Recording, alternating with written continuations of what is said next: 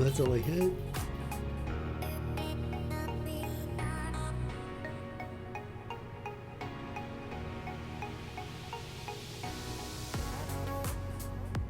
That's all I hit.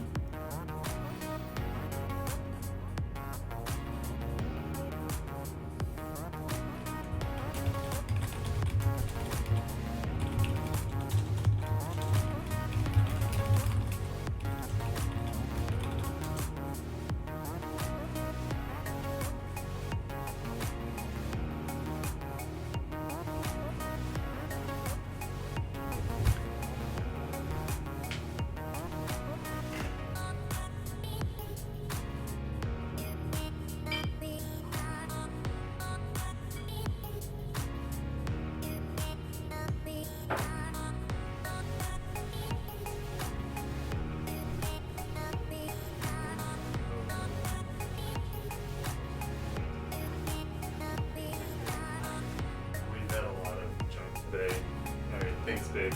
Love you. Thanks, I will.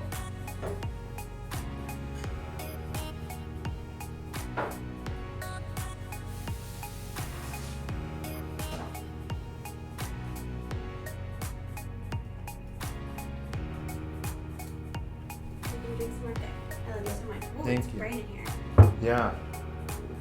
Love you. Thanks for your support. Love you forever. Oh.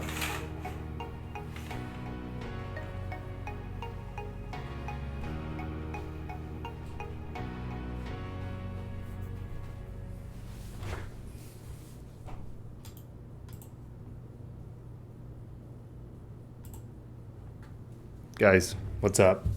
How's everyone doing? I already probably spoken to most of you in the chat already, but what is going on, guys? Thanks for joining me tonight.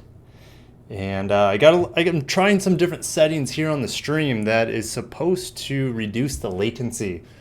So hopefully I'll be able to respond to you guys in a more timely manner. I'm just having a little bit more organic conversation.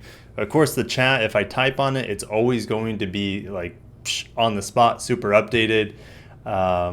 But I want the voice connection to be a little bit quicker for you guys to get. So hopefully you guys are getting this with very, very little delay. So cool, guys. Hey, there's 6 of you here, and I'm going to try something a little bit different. As you guys can see, I just came up with this out of nowhere, but I thought of having a little bit more structure instead of just having open forum and then me not really having any sense of purpose during the stream other than just answering your questions, which is a lot of fun. Instead, I'm going to save that to the end in terms of general questions. But I just want to kind of go through topic by topic of the videos I posted this week, because there's always a lot of good discussion in the videos. I just feel like it's not as much as it could be. And unfortunately, I won't be able to communicate with all the people who have been communicating through those videos and in the comments of those videos. But I think it would be cool just to focus a little bit more with the live stream on the videos that I posted for the week and just dive deep into it. Maybe you guys have some ideas that I didn't come up with in my video, or you disagreed or agreed with me. So let's just jump into it. The chat's already gone silent, and that's fine with me because I'm just going to start talking. And if you guys feel free to just throw a question my way, and I'll be happy to take a stab at it. So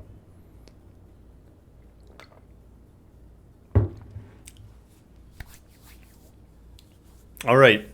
So the TNGA-B is what has just been announced. Now, there's very little information out there. Only a few websites that I could find were posting this information on the TNGA-B, and I couldn't even find information from Toyota themselves. So I don't know. I mean, these are definitely like this slide here is you guys. Oh, wait, hold on. You guys can't see this. Now you can see it. So this slide here is something that you guys can see now, but this is like official pictures and renderings of this TNGA-B platform. And it's like I said, I couldn't find on any Toyota website or Lexus website, of course, anything about this. So I guess Toyota maybe just gave it to a certain number of journalists for them to take a stab at and talk about and release this information to. And like I said, at the end of my video that I was talking about this, I really think that they outed this platform just in time for the Tokyo Motor Show, where they're going to be releasing, at least for Lexus, their all-electric vehicle, which is supposed to be pretty small. I was guessing that it was going to be based off the UX, which is the C platform. This is the B, which is a little bit smaller, which I was hoping it wasn't the case, but it's looking more and more that that's going to be the case. We'll really have to wait till October to find out. But yeah, I felt like I laid out there, guys. I want to make this as interactive as possible. I know there's a few of you watching already. And go ahead and throw your comments, questions about the platform. And until I get some questions, I'll just keep rambling about it because there's a lot of information here. If you guys don't know what TNGA is, TNGA stands for Toyota Next Generation Architecture. I believe. I haven't looked it up in a long time. I believe that's what it stands for. And this is the GA-B platform. So I'm very, very excited for it. Now, if you guys don't know, the very first vehicle on the GA platform was the 2016 Prius. And then they came out with like the CHR. Now we have the Rav4 on it. We will be getting the 4Runner in a couple months. That's going to be on this new platform. We have the Lexus UX that's on this new platform. And all future vehicles are going to be on this TNGA platform. Toyota Generation Next, or TNGA, which is Toyota Next Generation, however you want to label it. Everything is going to be based off this, which is much more modular. They can customize it a lot more. Let's get into the pictures a little bit because this should give you an idea. Right here, I don't know why they make it so small for you guys. Maybe this button, that makes it a little bit bigger. But you see here that they can, it's crazy because it is a small platform, but they can make the wheelbase longer and they can make the track wider. So these I guess cookie cutter platforms have so many, I guess, infinite variations within that platform, which allows them to make tons of vehicles, very, very low cost in terms of modifying the platform to come up with all sorts of new models and variants of those models. It's just, it is the future for Toyota, and they are developing a platform with, I believe it's Subaru, for it's going to be it'll be a TNGA, they'll call it a TNGA. It'll be like TNGA-E probably, to stand for electric. And it's going to be a new platform that has, from the ground up, its focus on battery electric vehicles. I don't even know if they'll create that platform with the idea of creating it as a hybrid or a fuel cell vehicle. I'm almost 100% positive that is going to be electric only from the ground up. Unfortunately, we don't have that yet. It'll probably be out in a year or so. But guys, I felt like when I opened the stream, before I even hit the camera, you guys were all checking in. Hey guys, what's going on? And I haven't had one question yet or one comment yet on the article I'm covering, or just in general. But what do you guys think of this TNGA-B platform? It's pretty exciting. Yes, it's going to be tiny. Let's just keep going through the pictures, though. We have, the seating position is supposed to be very, very central, not only to the middle of the car if you're looking from the side, but also in the middle of the car if you're looking from the front or the back. So it's very, very driver focused, driver centric. You can see here, like, this chair is literally right in the middle of the vehicle. So, and that's the driver's seat. Usually in most vehicles, they're so much bigger, and they have, it keeps on going way back after that driver's seat. So now, something I didn't talk about in my video is that it is possible that they could create a sports car out of this because it is so small, and it is quite customizable, configurable, that the next MR2 could be derived from some variation of this TNGA-B platform. Oh, I'm sorry. I'm watching the Cardinals and Lions in overtime right now. Lions just tied it up at 27, so it's pretty exciting. Do you guys watch football? Is anyone watching football? I'm pretty excited this time of year. I love the game of football. My team's doing not so good this year, my college team anyways, but I do enjoy football. I got smooth operators in the house. I wonder if this new platform might be linked to the deal Toyota did with Suzuki recently. I don't think so. I don't think so at all, to be honest. I think they needed a new platform for the new Yaris, and they have a lot of ideas, maybe for the next Prius C. I talked about the Prius V in my video, and then they could, even though the strange thing is that the regular Prius is based off the C platform, which is bigger. So could they still make a V out of this? Yes, they could. Because they can make it wider and longer. I don't know if this could surpass the C eventually because it is so customizable. I don't know as much about the C as this B platform, even though the C is out. I just haven't done a lot of research on it. But yeah, they can do a lot with this. I still think they're going to try to keep it pretty small though. Prius V is possible, but I would say Prius C, Yaris, Lexus's battery electric vehicle that they've been talking about, possibly, right? We still don't know until next month. So smooth operator, good question. No, I think Suzuki, the deal with Suzuki is mainly going to be for autonomy and safety features, such as like radar cruise control, that sort of thing. I think they're going to, and then, that's just the primitive version, but I think over time they're going to be able to share autonomous technology with Suzuki. I think that's the end goal, and the drive for Suzuki to work with Toyota. And Toyota is getting 5% of the company as a result. And Toyota they're fairly happy to share their technology with others for not that much money or any money at all. I believe all their patents for their hybrid drive technology is free for people to use. There's no charge, or they're not going to come after you legally if you use their hybrid technology. So they've shared it with everyone, essentially, whoever wants to use their technology for their hybrids. To my knowledge, is fair game. So they are quite generous in that regard. So that's kind of neat. I mean, it's not. I mean, it's. I think most automakers could do it, make it, but Toyota's probably going to be able to make it the best and most bulletproof and most reliable. But yep. Any other questions about the TNGA platform? I mean, I'm probably going to keep talking about it because it excites me quite a bit. That's about all the pictures, though. I could go through a couple more. Because there's just not a lot, right? It's just a bunch of metal and one chair. That's the only, and the steering wheel. Those are the only furnished things in this base platform announcement. Let's see here. Let's see what the suspension.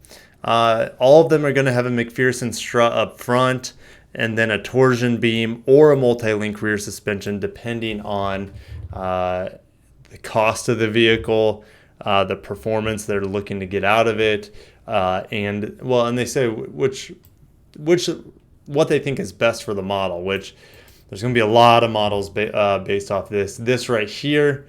That is, gosh, I already forget what it is. It's essentially Toyota's modern version of the Honda Element. Very, very cool, hip, designed for people that like the outdoors, the off-roads. They can live out of this thing. You can take down the seats. Now, this TJ Cruiser is kind of similar to the Element as well. and they could, except the TJ I feel like is a little bit bigger.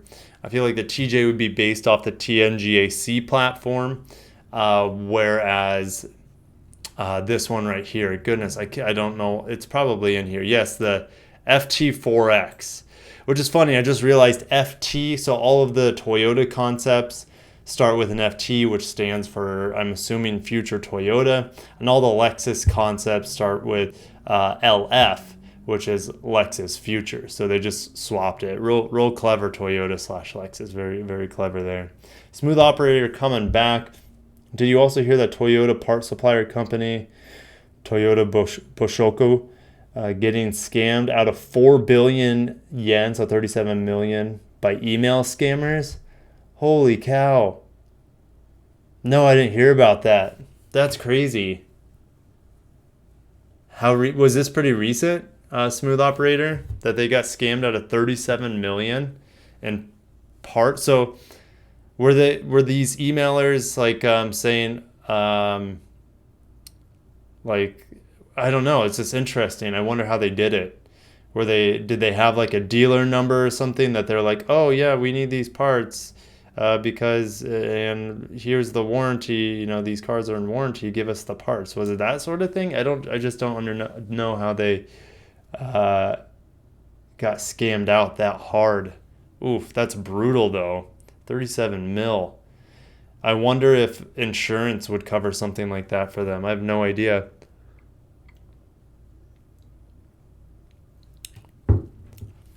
Toyota claims that the vehicles in the GA-B platform should be engaging to drive because of the seating position near the center of the chassis and the steering wheel position. These wheels are in the far corners of the chassis, which allows for short body overhangs and maximizes interior space. If we look up the Yaris real quick, the Yaris does kind of embody that. So it is definitely going to be designed around the Yaris. You can see it's just, here we go. This one right here, look at this guy. Oh, you can't see it. Hold on, let me move my head around. Like this Yaris right here, I feel like this it would fit like perfectly over this right here, right? It's what it would look like it would do. So maybe this setup here, what they showed us, is going to be like the Yaris setup, but it is very customizable from the sounds of it. Why? There we go. Moving my picture around.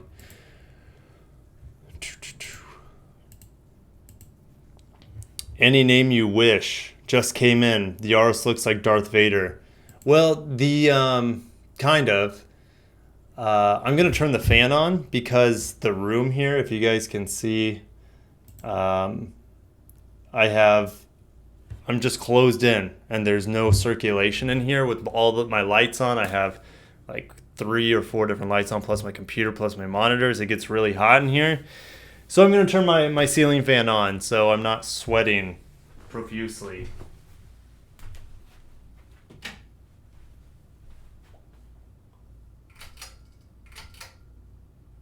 Cool. All right. Yaris looks like Darth Vader. Well, people say that about all the Lexus vehicles with the spindle grille. It's crazy what people say about it. So many people very much dislike the spindle grille.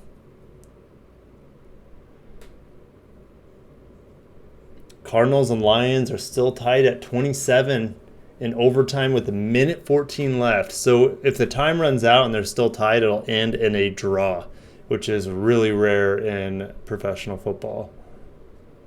Really rare. All my friends think my father's GSF looks like an angry cat. Hey, that's not a bad thing, right? A tiger can be an angry cat. A lion can be an angry cat. That's not a bad thing. This is the Yaris that I don't like here. This bad boy. Let me show you real quick. Let me move my head. This is essentially the, which is very different than the older Yarises, right? The kind of egg-shaped Yaris. This one being a Mazda 2, essentially, which was in the States for a little bit and they discontinued it. And then Lexus is like, well, I'm just going to rebadge, or not Lexus, Toyota's is like, I'm going to rebadge it and call it a Yaris. Meanwhile, in Europe, you guys have, like, this is the generation of Yaris we don't have here, which is very unfortunate because this is way, way, way, way, way better than, like, this thing. Ugh, yuck. Oh, looks so bad. Absolutely terrible. Oof. Like, that's a good looking car. It's not a bad looking car. This is the Yaris that I helped my dad get for his birthday. Not the exact color, but he loves it. He gets like 35 miles per gallon in town.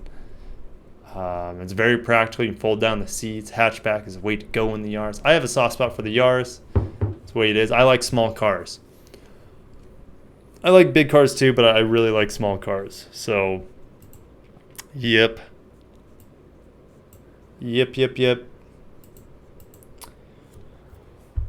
Hey, how that looks. Oh, that's so sweet. Yeah, like the Yaris that you guys get in like Australia and Europe is really cool. And the Yaris that's a rebranded Mazda 2 here in the States looks absolutely terrible. Makes me want to throw up. Let's see what else we can find in this article. Well, I mean, you can see in this picture here, this is a huge, well, it's not huge, but you can definitely see what it is. It is a battery pack for the hybrid system. So it's not a very big battery pack compared to like a Tesla, but it is a good hybrid-sized battery pack, which might insinuate that every single vehicle based on this platform is going to be a hybrid. And I think that might be true. I think that the hybrid battery might be essentially a part of this platform in every single guise or modification of it. A vehicle of this size, essentially it's a Prius C, which is going to get you 50 miles per gallon at minimum. So that's pretty cool. And as technology keeps improving, I think, that mileage is only going to go up. And possibly, the thing is, that battery right there is not big enough for, I should say, like a plug-in. I don't know where they would put the additional battery pack unless they stuck it under like the driver's seat and the passenger seat here, or in the trunk area. This area could be a big. I just don't know. I really don't know. I'm sure they've thought of it where they could put additional battery packs in this platform. What else? What else was I going to say about it? Now, let's say they have a next generation or a battery breakthrough with a solid state. Well, then maybe it might be able to fit in here. If they have a solid state battery that is much more compact and energy dense, they might be able to stick it in there and be able to have a fully electric vehicle. The thing is, with solid state batteries, we know everyone's working on them. Of course, Tesla's working on them. Toyota has said a few times that they're working on them. So it's we don't know how much, like, percentage wise, like how much more capacity you can get per like square inch. But we know it's going to be a huge leap in technology, and that is what I think a lot of automakers are waiting for. At least Toyota and Lexus. They're really, really waiting for that to happen, because they're just they're not super confident in the lithium-ion battery electric vehicles, and they have their reasons. Right now, it's not that profitable. Tesla's not even profitable yet. Yes, they're building and putting a lot of their money in research and development at the same time, but Toyota's like, nah. Oh my gosh, the Lions almost threw an interception on the second to last. There's 5 seconds left, so if he would have got the interception, they would have been in field goal range and they would have won the game. The guy dropped it. Well, this game's going to end in a draw. Okay. So, any last questions? Luckily, the latency is really, really low now, so you guys should be able to answer fairly quick. Any last questions on the TNGA platform B? I think there's just so many things they can do with it, and it's really exciting. We don't know what the first vehicle is that is going to have this platform, but it probably would be the Yaris or the battery electric Tesla Lexus, or it could be, production version of the FT4X concept, which is this orange vehicle right here. So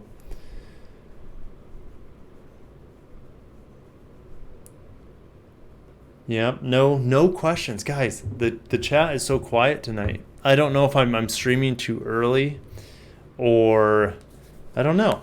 Usually people are a little bit more chatty. I have a little bit more people in here. 9 people is pretty good, but I'm just gonna keep plugging around to the next article, which is just talking about the best ever August for the brand, Toyota and Lexus brands, for both of them to be honest. So it is, yep. The game just ended in a tie, which doesn't feel very American, because Americans like a winner and a loser. I know in other sports such as football or soccer, you guys are perfectly okay ending in ties. But yep. All right, so let's just go over some of the things here. Toyota's division up 12.3%. Now, what is it up? Because it's not saying 12.3% of the year. What does it mean, 12.3%? So I wanted to look into this and see if we can find how they are up 12.3%. Year to date, let's see if I can zoom in on this. Oh yeah, look at this. Year to date, guys. Toyota is down total 0.7%. And this is just based off volume, right? Toyota division is down 0.9 and Lexus is up 0.9, but you can see there's just so much more Toyota volume. Like, I don't know, how many times would that be? 7 times? I don't even know. 7 times the volume Toyota has over Lexus. No, it's more than that. No, maybe not. Got to get my calculator. Goodness gracious. Right? 418, 955. Yeah, it's about seven times, almost 7.5 times. So it wasn't. So they have about 7.4 times the volume Lexus does. Look how bad the Yaris is doing. I didn't even talk about that in the video. Yaris is just getting. That new Yaris can't come soon enough. Down 6, and the new Yaris, shoot. I mean, they should maybe they discontinue the Yaris in America, or just like call it the Prius C and make it like fully battery electric or a plug-in hybrid. I think that would make a lot of sense and bring more buyers to that vehicle. But then it would increase the cost as well. So you give and take a little bit, but it's down 11 to 12%.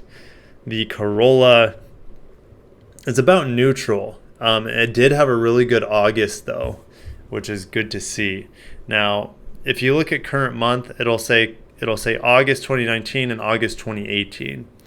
So if you look at that, that's where it's up 11.3%. It's from August of last year to August of this year, or 12.3%.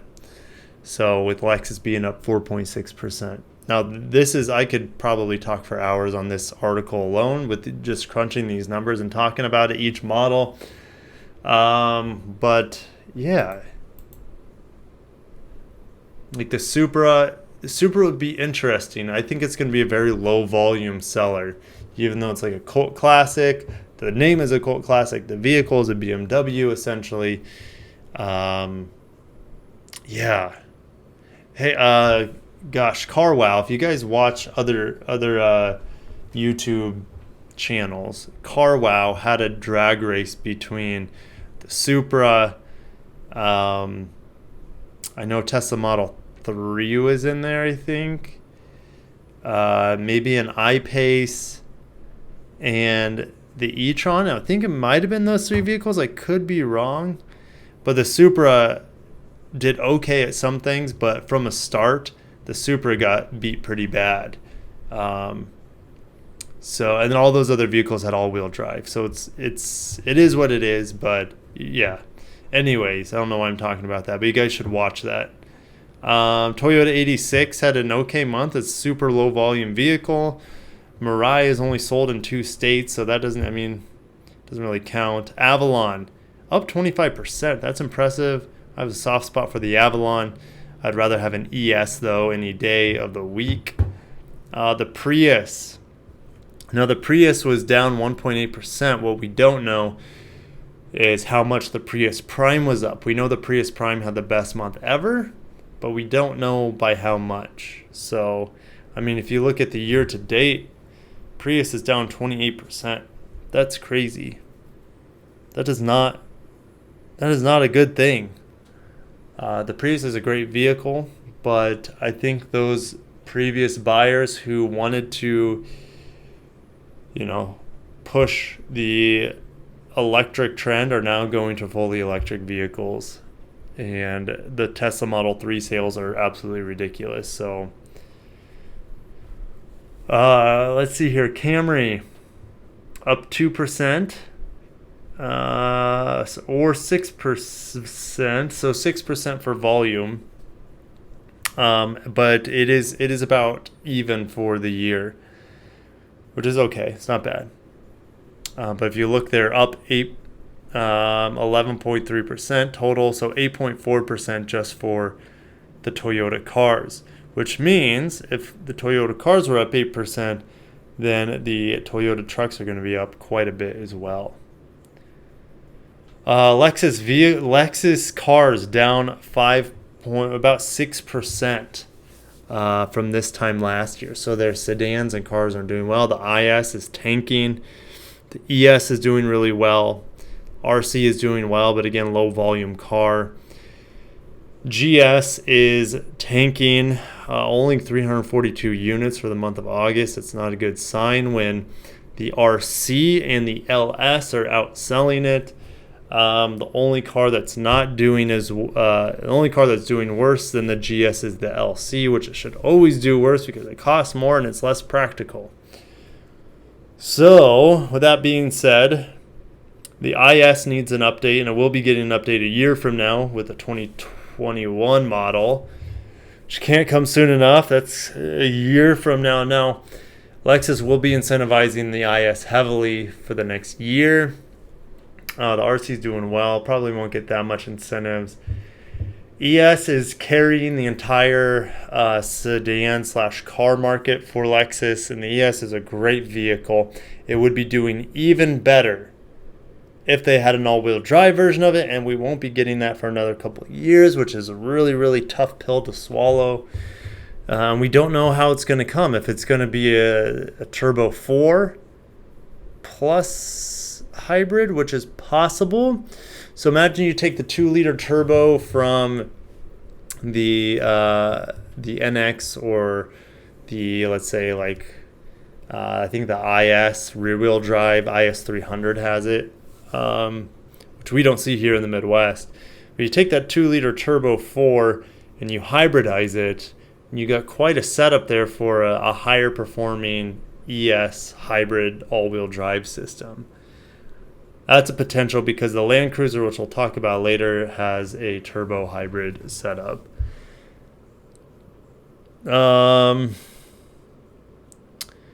Any name says, my mom's LX has been making odd noises and no one knows why. Do you have any idea? No idea. No idea what it could be. I would take it in for service. And if no one knows in service, and I would have no idea either. Not a clue, because I don't know where the noise is coming from. I don't know what it sounds like. That sort of thing. I don't know what when it makes that noise. Don't know. There's a lot of things I don't know. But yeah, the LFA has sold a few vehicles this year, which is kind of interesting. Overall, the Lexus cars are down 6% for the year, and it was down about 6% for August. So even though Lexus had the best August ever, the cars themselves were down 6% compared to last August. So breaking down the Sienna, it's not down that much, even though the vehicle's ancient. This is one of the vehicles that definitely needs an upgrade in terms of platform and engine options, and needs to be hybrid. The CHR is actually moving quite a bit of vehicles. I'm surprised by that. And I don't think they have a hybrid CHR in America, which blows my mind. I know in Europe, China, soon they'll have a fully electric CHR, which is pretty exciting. But that vehicle's up about 2% on the year, and it had a 20. So they must have had crazy incentives on the CHR for August for it to go up that much. That is nuts.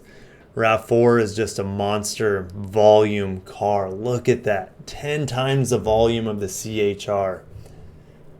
10 times the volume.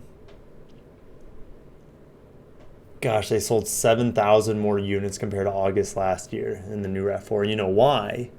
Because it was redesigned, and the redesign didn't happen, I don't think, till the very end of last year. So people wanting to upgrade their Rav4, get into the new one. And then hybrid sales are out of control right now, and we'll get into that. I think hybrids are listed in here at the bottom of this. Hybrids are going up big time for the company.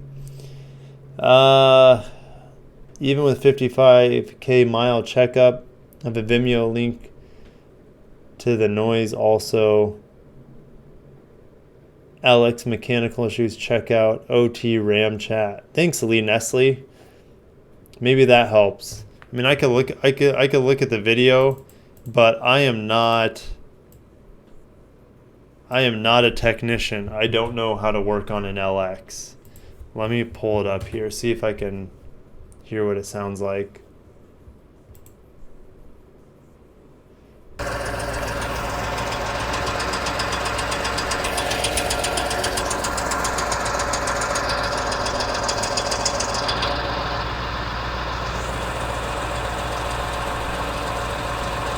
That is crazy. I saw and what year is your mom's LX? We had an LX come in that I don't know if it sounded exactly like that, but the engine was going out and it didn't have that many miles on it. So you're because what the problem is, and I never thought I would be able to see an LX's motor go out. I saw one go out. I think it only had like 70,000 miles on it or something. And it was making this really loud pinging noise, kind of like that. I don't know if it was the exact same noise. And we found out that it was, I think one of the springs was going out on one of the valves or something. But anyways, it ruined the motor. And they checked the oil on it, and they could see metal shavings in the oil. It's just not good. Lunatic is in the house. What's up, man? Holy cow. Haven't seen you in a while. I don't know how much longer I'm going to stream, so good thing you got in here before I finish things up. I've been talking a crap ton this stream. Pretty much a monologue, which is fine, because that's why I do this, but wow. Yeah, because those are the previous, so that might be a 2015. Any name you wish. That might be a 2015 model based off the wheels. And if that's the case, you might be out of warranty on the powertrain. No, well, it's a 6-year, 70,000 mile powertrain warranty. So if it's a 15, you'd be okay. 14, you might be okay. 13, you might be out of luck. Oof.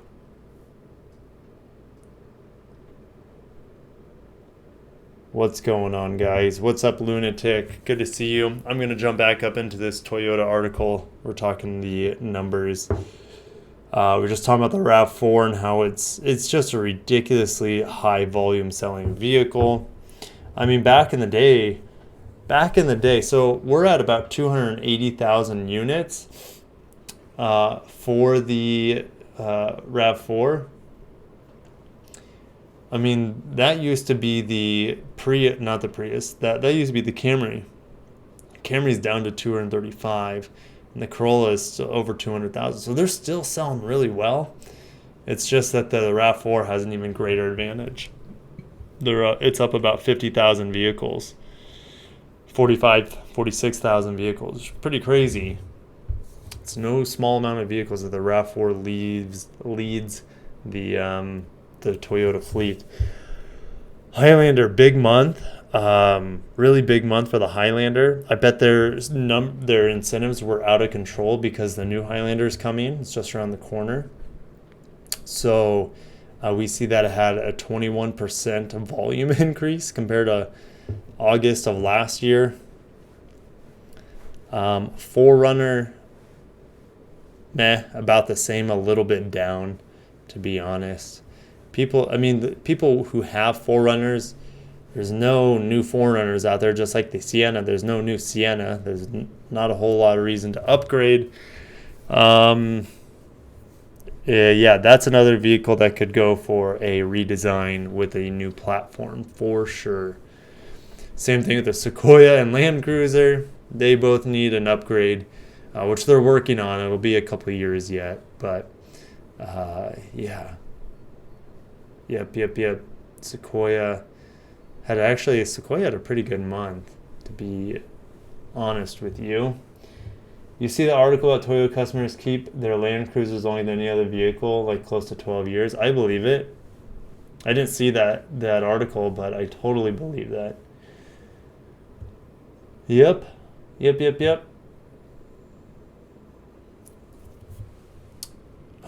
Let's see here. Toyota Trucks, Tacoma, and Tundra just selling incredibly well. Tacoma up 15%, Tundra up 12%. In total, they're up 14.5%.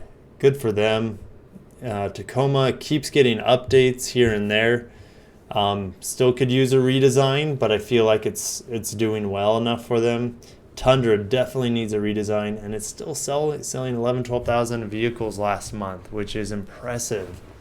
But people know quality, so yeah. And then we get into the Lexus Trucks, which I have a lot of experience with. As you know, the UX, keeping the entire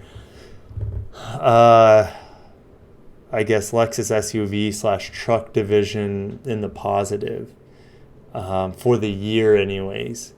How do you know that? Because the NX is down on the year, the RX is down on the year, the GX is down on the year, the LX is down on the year, but they're still up 4%? How is that possible? It's because this UX here that sold 11,000 units factors into that. So the UX being... Well, and it's been on sale the whole year. I think if there were more UXs in stock, I should say the UX hybrids in stock and available, I think that number would be even higher. I think they are at full capacity making that vehicle. It's only made in Japan, and it is a worldwide vehicle. So it is selling everywhere, to my knowledge, across the globe, especially in Europe. It's doing well. So it's just kind of spread thin. If they had more volume for that car, I bet it could be maybe 50% higher. So maybe they're at 16,000 vehicles for the year. What else? NX down. The NX is down the most out of all those SUVs. It's a little long in the tooth. There's a lot of competition. It's a very, very competitive segment. And Lexus can't roll out with a new NX soon enough. The changes for the 2020 model are very, very small. You can get Mark Levinson now. You can get additional interior for the F Sport model. I mean, you can't even get a panoramic roof on an NX. Just about all of its competition has it, and a lot of them have it standard. To me, that's nuts. Yeah, and then you look at the new Rav4, and yes, it's louder. Yes, it's not quite as high quality as the NX. The wind noise is much higher. The road noise is a little bit higher, but the vehicle gets 40 miles per gallon in hybrid form, where the NX has, I think, less horsepower than the Rav4 Hybrid. I should say the NX Hybrid, and it gets like 30 miles per gallon instead of 40. So, and it costs a lot more. So there are definitely advantages to the Rav4. To me, the NX shouldn't be giving any ground up to its inferior sibling. Hold on a sec. I got my kids trying to wake up and get out of their bedroom, so just a second.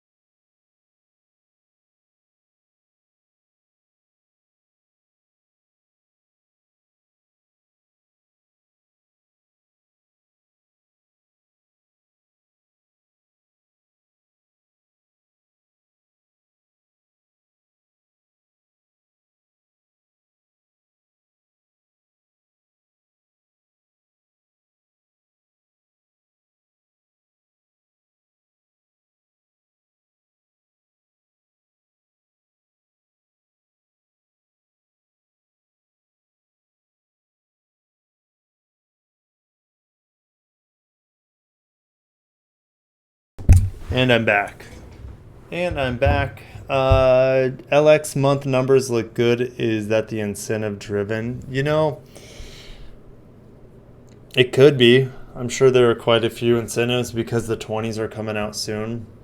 I don't even remember the incentives for August for the LX because I didn't ever have a customer interested in one. Look at the volume. 400 cars. Compared to like the RX, right? RX is crazy in comparison. Actually, all of them are just sell way more. But yeah, because of the UX, they are up 4%, which is incredible. North America built vehicles. I didn't touch on this in my video, so I will touch on this right now. The ES and the RX. ES is assembled in Kentucky. The RX is assembled in Ontario. Those vehicles we know are doing really well. There's a reason why they are assembling those vehicles here, because those are the vehicles Americans want. So they start assembling here in America to reduce costs and to meet the supply. They needed to have greater manufacturing of those vehicles because they're such high volume. Overall, the American vehicles are down 3% compared to last year. But if you look at the month of August, they're up about 10%. So not huge changes over the year, but very interesting nevertheless. If you look at imported cars, Lexus imported cars down 20%. Lexus North America built cars up 12%. Very interesting. Toyota imported cars, because it's flip-flopped here. Toyota imported cars up 57%. Toyota North American built cars down 17%. Very interesting. And then the trucks. The trucks are up 1.6%. I'm not going to get into that too much. Now, the hybrids, I want to jump into this because this is very important for the next few years and going into the future. I'll take a quick break. If you guys have any questions, I'm going to gather my breath because I'm talking so much. I'm almost like a little lightheaded right now. So go ahead, throw some questions at me before I jump into the hybrids and kind of pick this section apart.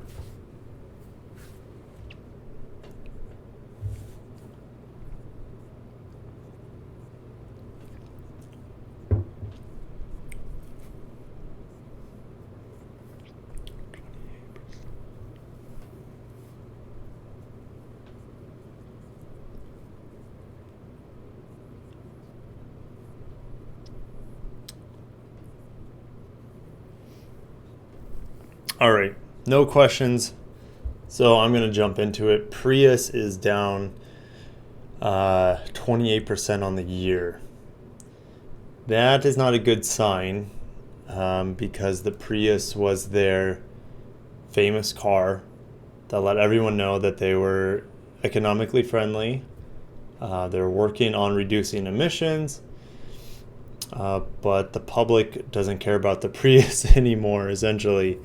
If it's down 28%, it's really losing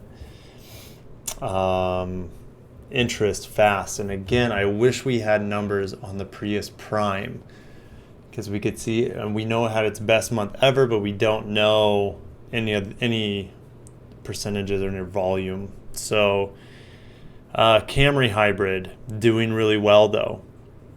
So maybe people are like, hey, I want the fuel economy, I want the benefit of a hybrid, but maybe the fuel economy isn't that different, and I don't have to get a weird looking car. A lot of people don't like the styling of the Prius. So in comes a Corolla Hybrid, which is roughly the same size, maybe not quite as flexible with its cargo space because the Prius has a hatchback. Avalon down 12%. Just not good, but the Avalon overall was up for August, even though the hybrid was down quite a bit. So I don't know what the reasons for that is. I don't know if there's just not a lot of inventory or volume on it. The Camry though, I mean, if you look at the August though, the Camry was down for August quite a bit. It's interesting. But overall in the year, it's up a lot. Mirai, I don't even know why it's in here because it's not a hybrid. It's not a hybrid. I guess technically it is a hybrid because you have hydrogen. Is it? I don't even know. I'm not going to jump into the Mirai. I don't know enough about that vehicle. Highlander Hybrid, I know it's a fuel cell vehicle, but I don't know if that's technically a fully electric vehicle. No, I think that's just that it might be a hybrid. Anyways, a Highlander Hybrid doing well actually. Well on the year, well on the month. Rav4 Hybrid. This is where it's at, guys, because this is the future where the hybrid is the superior model. Now we see that in the RX Hybrid. We know the RX Hybrid is the superior model. At least in my opinion. It has more power, it's smoother, it's quicker, more responsive, it's quieter, better fuel economy. It's just a better powertrain, and it's a better experience. Now we're seeing that trickle down to the Toyotas, where the RAV4, without a shadow of a doubt, the hybrid is a superior option to the gasoline or petrol version. Bruce Young is in the house. What's going on, Bruce? I'm just going over the sales of Toyota and Lexus, and I'll probably finish up with a Landcruiser. But the chat's been pretty dead tonight. This is just a straight monologue for the most part, and I'm just talking to myself, which is fine because I enjoy these vehicles. So, just talking about how the RAV4 Hybrid, it's insane that it's up 164%. Or 174, depending on which one you look at. It's up 65% on the year. And I think it's because I don't think the RAV4 Hybrid has been out the entire year. If it was out the entire year, the numbers would be even greater. Let's jump into the ES Hybrid. It's up 100% year over year. No other vehicle is doing that, and that's pretty crazy. That's pretty crazy to me. And I think it's because, well, I mean, it's not yes, they increased the fuel economy, let's say 5% or something. So it was at like 42 miles per gallon, now it's at like 45 miles per gallon now, or something like that. So not a huge difference. But maybe the cost, this is what I'm starting to think of, is you can get the ES hybrid in a lot more trims, a lot easier, so you don't have to shell out upper 40,000s for an ES hybrid anymore. You can get one for lower 40,000s, and I think that is a huge benefit for this generation, this newest generation of ES. Now the volume is still really low, right? 418 units last August, and then we had 961 this August. But it is a really good sign for the ES hybrid. It's doing well. GS hybrid, well, that's no longer on the market, so it's stupid. UX hybrid,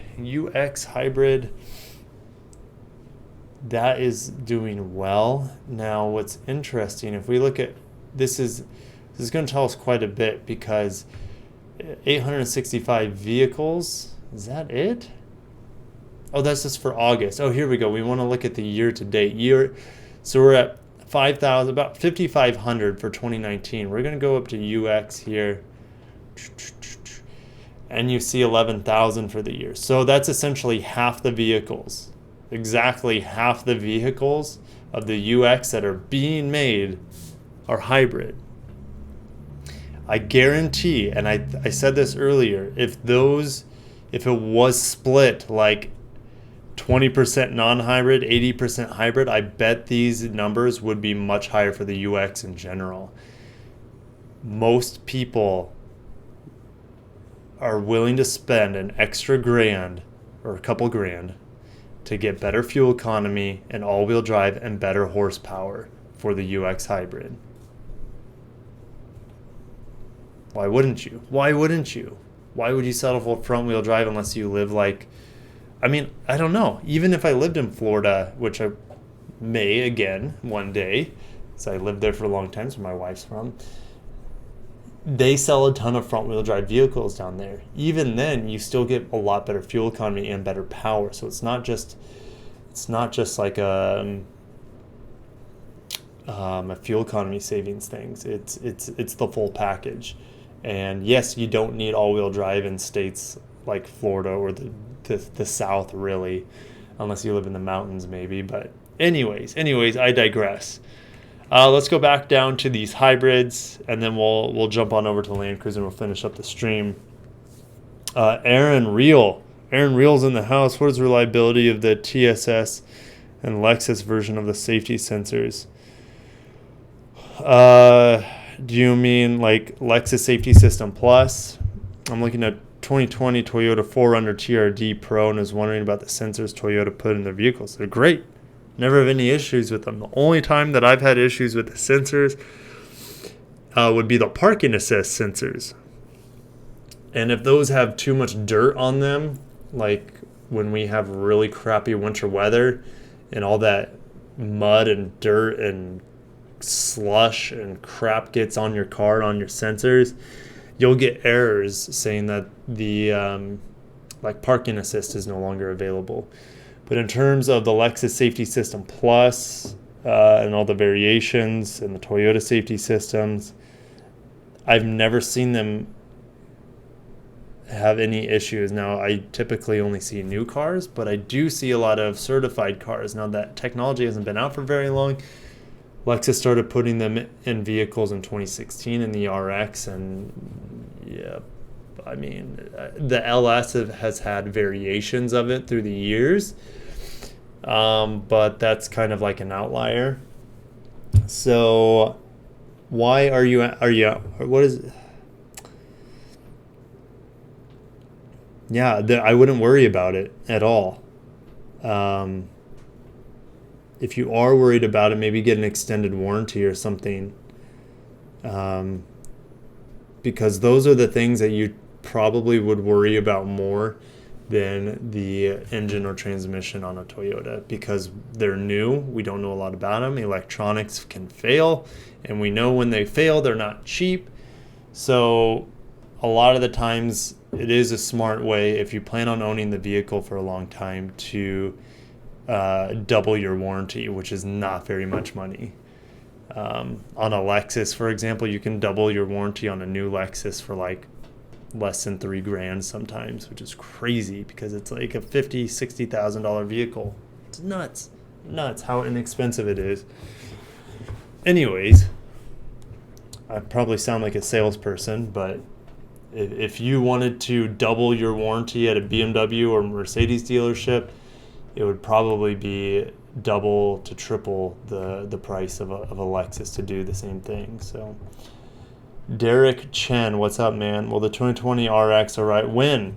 Next month. So they are getting it in production this week, or even earlier. At the beginning of September, they started putting it in production.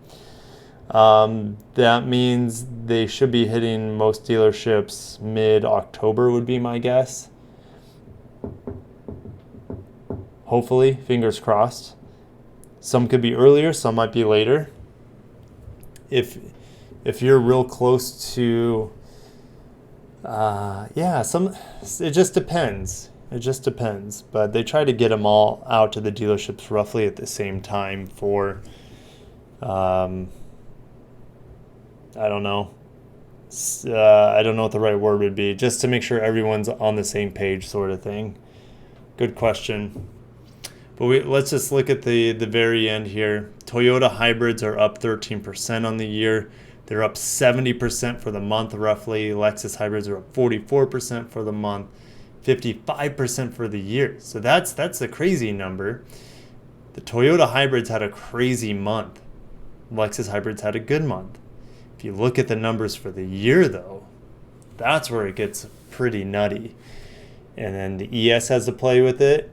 The UX has a big deal to play with it. The RX hybrid, seen a lot of RX hybrids being sold. Love the car, love the RX hybrid.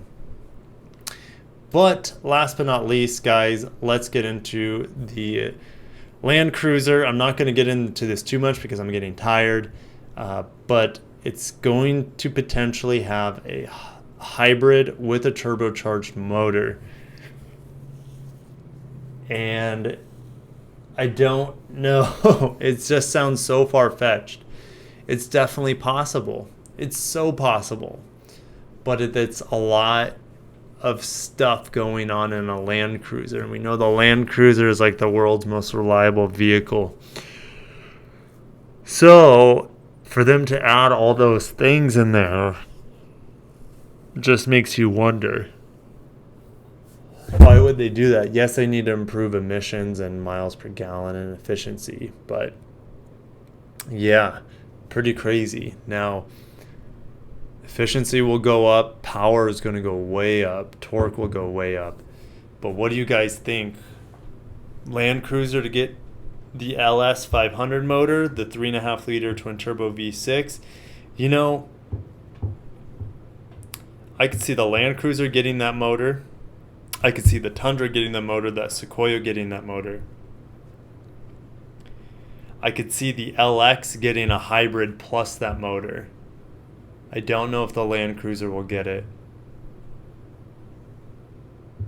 Not 100% sure. It's possible. Anything's possible. But I'll leave it there, guys. I'll open it up to questions and answers now. If you guys have any questions and answers, I'll be on here for another 5 minutes. And then I'll peace out. And then I'll probably wind down, maybe watch a little football. Maybe play a little video games or something. I don't know what I'll do. And then I'll go to bed. Daryl Rayford's been in here the entire stream. Thanks, man. Hey, guys, if you haven't hit that like button, hit that like button. I appreciate it. Really appreciate it. Daryl says it's just a little weird. Yeah, the turbo hybrid is a little weird. I don't There is one brand that I know that's doing it, and that's Volvo. And in fact, Volvo has a turbocharged and supercharged motor. It's a 2-liter 4-cylinder. Incredible motor. It is incredible. I don't know if you guys have ever driven a modern Volvo with that motor. It just defies like the internal combustion engine and what you should expect for something that has, you know, 2 liters of displacement. But yeah, the XC90 has a Polestar. It's probably a Polestar or something like that, where it has a plug-in hybrid variant with that supercharged and turbocharged motor. I don't think it's very reliable, but Volvos in general aren't nearly as reliable, let's say, as a Lexus or a Toyota. Lunatic, have you heard rumors of a mid-engine Toyota sports car? Yes, I've heard rumors. I think most of us have heard rumors. I think most of us want those rumors to be true. Most of us want the MR2 to be brought back to life. I think it would be awesome. It'd be really cool if it was electric. Would it be really cool if it was like a 2-liter turbo? They put the 2-liter turbo in there and put a 6-speed manual transmission on it. I would love the hell out of that car. But you know what? Those kind of cars are dying. And if you ask me, what would do better? What would sell better? It would probably be an electric car. Even though the faithful, like the traditional MR2 lovers out there, there's just so few of us, and how many of us would actually buy one? If you make it fully electric, you get MR2 lovers interested, and then you also get everyone else interested. No one else is going to be interested really if Toyota just comes out with another mid-engine MR2 with a 2-liter turbo and a 6-speed manual. I think it would be very popular among the enthusiasts, among the car journalists, but maybe not in our modern society that's leaning more and more towards electric vehicles by the day. So, Apotle Snick is in the house. What's up, man? As I'm about ready to end the stream, so get your questions in while I'm still here. Get your questions in. What do you guys think about the lighting? I improved my lighting. If you guys see this, there's a big light there and there's a big light there. Improved my lighting for the nighttime stream. It looks pretty good as I'm looking at it. And I reduced the latency. There's probably only I'm gonna count for it.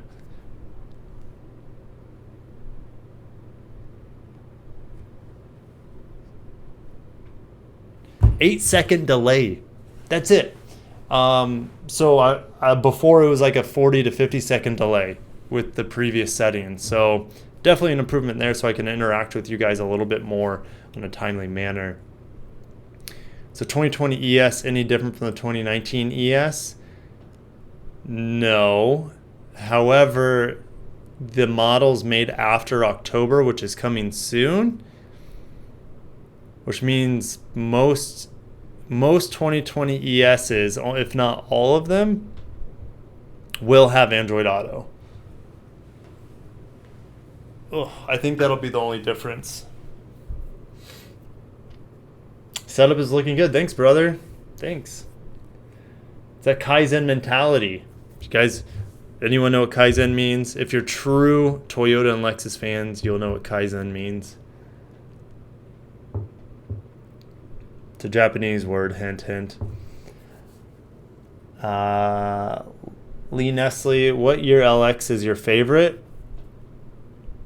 Well, maybe like a 2008. 2007, 2008, they added VVTi to the, the 2UZ FE motor? 2UZ FE motor had variable valve timing 07, 08. That's probably my favorite year LX. Although I'm pretty excited for the 2020 that's going to have the sport package on it.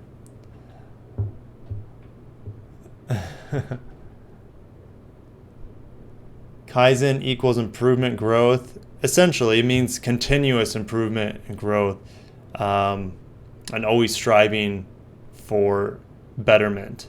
So, Daryl Rayford, I first started watching you because of your Lexus 470 GX. Oh, I love the 470 GX. I love the 460 GX too. I don't know. There's something special about the 470 though. I don't know what it is. Maybe it's more compact. It's not quite as big.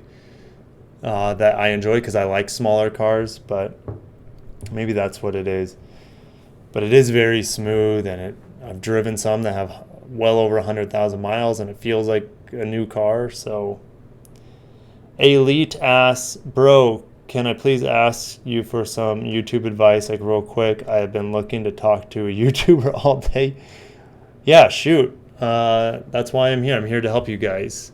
Yeah, I talk mainly about Lexus and Toyota, a little bit here and there, and I will be talking probably more about Toyota more and more because there's just a lot more I can talk about. Lexus.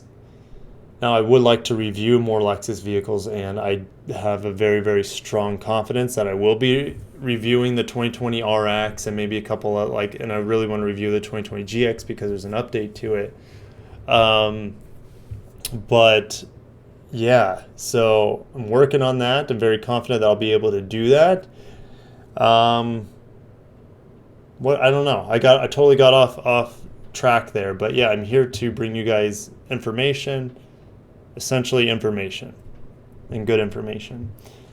Elite has 10K subs right now, and when I post, I lose subscribers. Even if you look at my social blade, which is official Elite, you will see how bad it is. What can I do to gain more subscribers? Well, Elite, I only have 6,000 subscribers. And let me pull up your channel real quick because I think I've seen your channel before when I saw you subscribe to mine.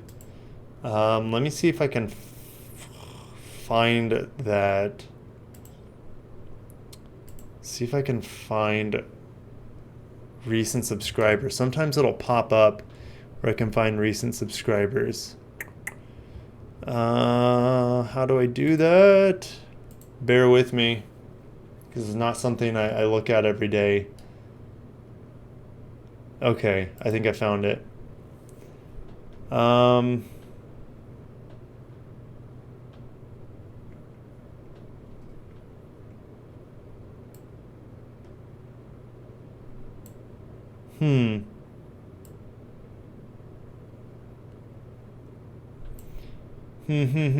looking. It's only showing me the last 28 days, so let me see if I can just find you on YouTube. Feel free, guys, to keep asking questions. I'll get to you.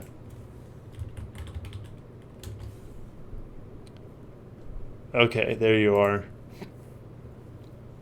What's up, everybody?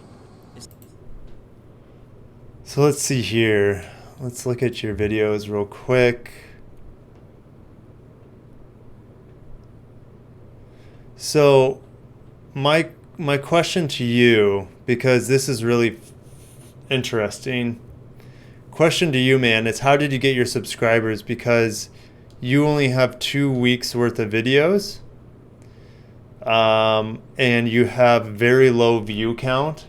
So you did something, I don't know what you did. I don't know if you paid for subscribers. I don't know what you did, but something doesn't look right where you have very low views, and it looks like you didn't build your channel organically. If you don't build it organically, you're you're essentially building a house of cards. So if your content isn't what people subscribe for, if your channel's not what people that are subscribed for that want, there's a lot of things you can do, sub for sub, stuff like that. But if they're not interested in your content, they're just going to unsubscribe. So a long time ago, I think, was a favorite stream. I was live streaming to 10. You were live streaming. I still have your thing popped up. Live streams, let me click that. So that might explain it. I only see 3 live streams on there. And there's not that many views, so that seems a little concerning. It's Elite here with another video. But if you want a successful YouTube channel, you got to keep posting. Don't be obsessed with the subscribers. Mine's been a long grind. I wish it was a little bit quicker, of course, but I'm very grateful for my 6,000 subscribers. That has been a slow grind, but I'm very, very happy for it. So just keep doing. The fact that you got 10,000 is ridiculous. People said that it made my channel look cluttered. Oh, they're unlisted. Oh. Well, I wouldn't worry too much about what people say, but you need to listen to some of the time.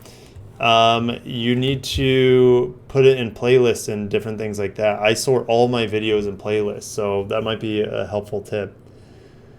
Lee Nestle really wants a video review on the 2020 GX. Trust me, brother. I want it 100 times more than you do. I want to review vehicles again so bad. So bad. So bad. You have no idea.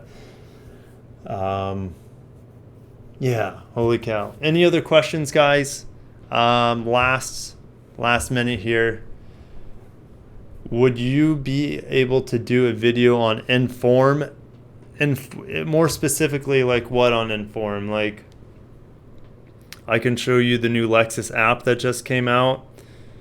If you want to talk on that. But if you're talking about like the Inform app suite, like the Inform app suite, I don't mess with Inform app suite. I think it's frustrating and a waste of time and cluttered and inefficient. I don't like the Inform app suite. I don't mind Inform remote. I don't like how they charge for it though. So here is I'm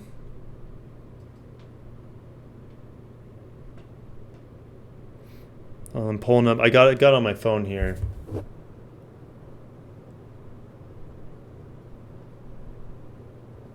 I don't know what it's doing. There we go. Okay, so here's the new app. I don't know if you guys can see this. New app. It'll show location, driver score. What else is on there? Recent trip, safety recalls, vehicle health. So there's a lot of things on there that's in the new app. Do you know when there will be a refresh on the GX? Yeah, it's happening in a couple months in November. Not a redesign, it's a refresh. Like an overview of what the service is. Kind of. I mean, it doesn't get me excited at all. Inform does not get me excited in the least bit. So that's why I've never covered it on the station. I typically only cover things that get me excited. So I hope you understand where I'm coming from on that. It just does nothing for me. And the reason why I'm doing this channel is because I enjoy it. So I'm not going to do videos that I don't enjoy, if that makes any sense. Makes sense. Okay, thank you.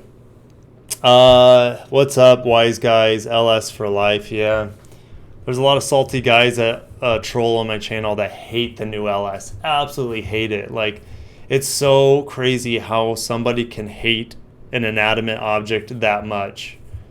It's ridiculous. But I have some issues with the new LS, but it's still a ridiculously nice and amazing vehicle. It's not my favorite Lexus by any means, not even close, but I still respect it. It's expertly crafted. I just don't know how it's going to hold up in the coming years because that market's dwindling. Yeah, the styling's great. It looks awesome. It looks strong. It looks sleek. Awesome looking car, the LS. Yep. All right, guys. Well, feel free if you guys want to support me on the Patreon channel. I'll just copy and paste this. I would really, really appreciate it. Let me put that in there. I'll show you